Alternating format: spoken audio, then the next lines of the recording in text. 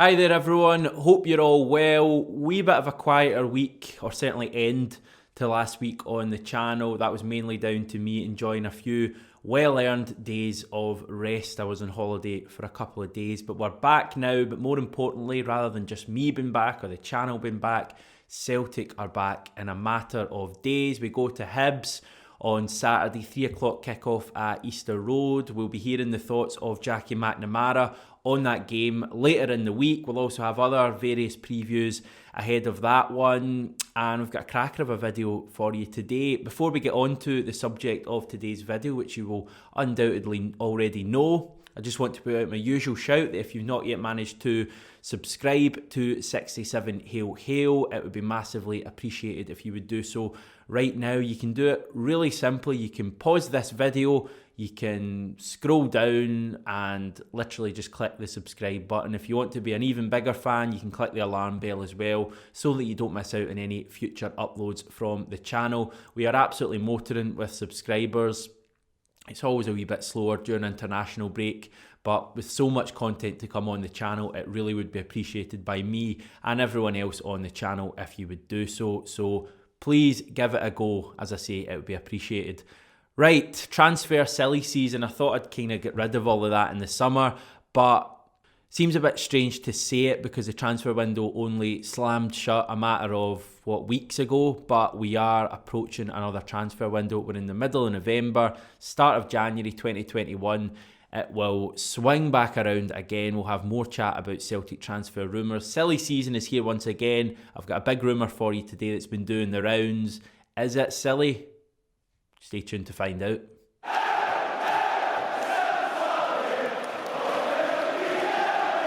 Now, if you were to canvass the views of the wide Celtic support right now and ask them which area of the team they're most concerned about, you may get a few different answers, to be fair.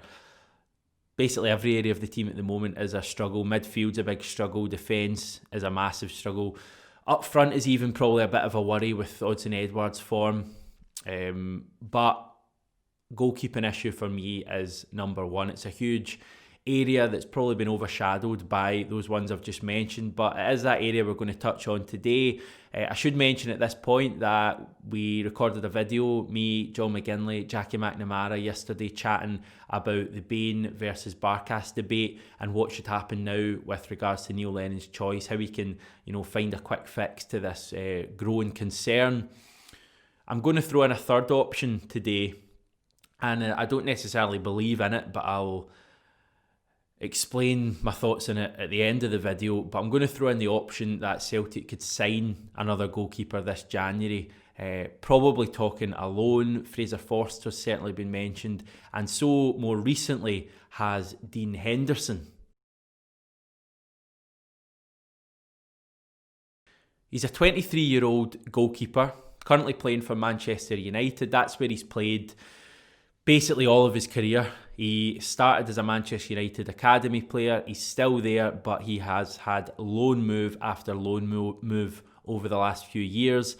The main loan spell that he's remembered for has been at Sheffield United, where he spent each of the last 2 seasons. So a couple of years ago, he helped take them up to the English Premier League, and then last season he built on that with a really good display. He was their number one as they finished in the top 10 in the English Premier League and were arguably the league's big surprise package last season. He was arguably the league's surprise player, or certainly the surprise goalkeeper to come from that season that was obviously interrupted and cut short at the start by COVID. So he's a really talented goalkeeper, 23 years old, as I said. He's returned to Manchester United this summer with a view to really making or staking a claim for a first team spot. The summer got off to a good start for him. He featured in some pre-season games. He also signed a new lengthy contract at Old Trafford that tied him down to the summer of 2025. So what's that, 5 years from now, just under 5 years.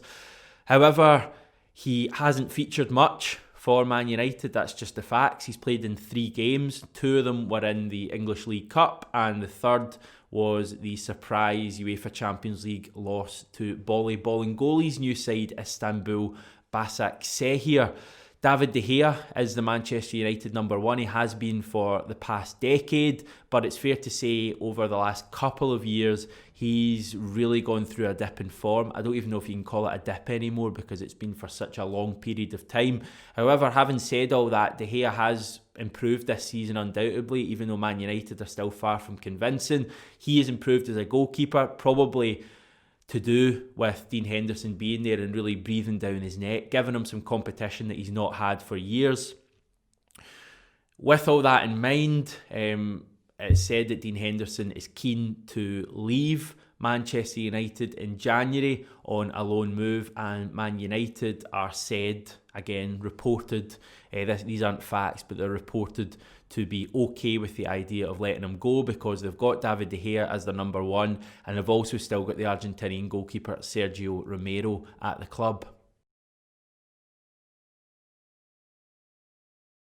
Now, the most recent report I could find here was from the outlet 90 Min, who produce a lot of transfer stuff, a lot of it quite accurate, some of it less accurate, but I think they are to be trusted as a reputable source. They do have sources in clubs, and they've reported that Henderson is keen to move away from Manchester United on loan in January. The main reason for this, other than finding first team football at club level, is that he really wants to stake a claim on the international scene. England obviously are going to be playing at Wembley, one of the games against Scotland at Euro 2020 next summer, and Henderson has reportedly, according to 90 Min, been told by Gareth Southgate that if he was a regular at club level, he would be a shoe-in to start for the national team too. England have obviously got a few goalkeepers around. They've got Pickford, they've got a few others, but I think Henderson is really seen as the future number one at only 23 years old for the England national team. So where could he go in January? The reason I think that so many Celtic rumours have come up is that there probably aren't too many obvious moves for him down south. Now, he's not going to go below the English Premier League, I don't think. I'd be really surprised if he did. So you're probably looking at English Premier League clubs. Sheffield United were an obvious destination for him in the summer. However, they paid £18 million to sign the goalkeeper Aaron Ramsdale. Aston Villa were another option, but they signed Emi Martinez from Arsenal in the summer, so they seem sorted as well. And most other teams have a goalkeeper there. And when you figure that a goalkeeper like Fraser Forster can't get any game time anywhere, and we know how good he is, it just brings home the standard of goalkeepers in the English top flight and kind of why Dean Henderson might not move there. So he could go abroad into Europe, but equally he could decide to move north of the border to ourselves. So what are the chances of this one happening? I'll be honest and say, after doing this video for just shy of 10 minutes, that I don't think it's massively likely. I think that our lack of European football after Christmas will probably be the thing that really kills off any hope of us making any real good signings in January. Yes, you could argue that if we were through in the Europa League, we would only have, 2 guaranteed games, and if we obviously progress further than that in the Europa League, we could have more. So it's not as if you'd be offering the player like 6 games like you do in the summer if you've qualified for the group stage. But I still think that he'd be looking for a bit of glitz and glamour, games to really, let himself be known to Gareth Southgate ahead of the Euros, and I don't think just moving to Scotland would do that for him. So from his point of view, I don't see it happening, and equally from Celtic's point of view, I'm not saying we aren't interested in him, I'm saying that I don't think we should be. Nothing against Dean Henderson because he's a really good goalkeeper. I think it's more down to what we've got at the club at the moment, and if we've spent so much money on Barkas, £5 million is a lot of money for us to spend on a goalkeeper. I don't think we can be seen to be bringing in another goalkeeper, even on loan, just a matter of months later. I don't see what good that would do for Barkas. I know some people may say that he just needs to be taken out of the limelight for a little bit and then come back stronger next season. But for me, you're killing off a goalkeeper's hopes if you're throwing in the towel, which I think signing Henderson would be if we did that in January. I think when we've paid that amount of money for Barkas, we have got to stick with him. We've got to get him back in that team. and getting building relationships with his defence. You can't overestimate the fact that Barkas has barely played with the same back four or even back five so far this season. We need to get him with Duffy or Ayer or Julian or even Beaton in front of him, and we need to stick with it, and we need to get him building those relationships. That is the way, for me, the solution to this real growing Celtic concern. It's not signing Dean Henderson, but you know, this kind of stuff sells papers. You may read a lot of this between now and January, and even beyond in the month of January, especially if the goalkeeping issue continues to happen at Celtic and neither Barkas or Bain cover themselves in glory.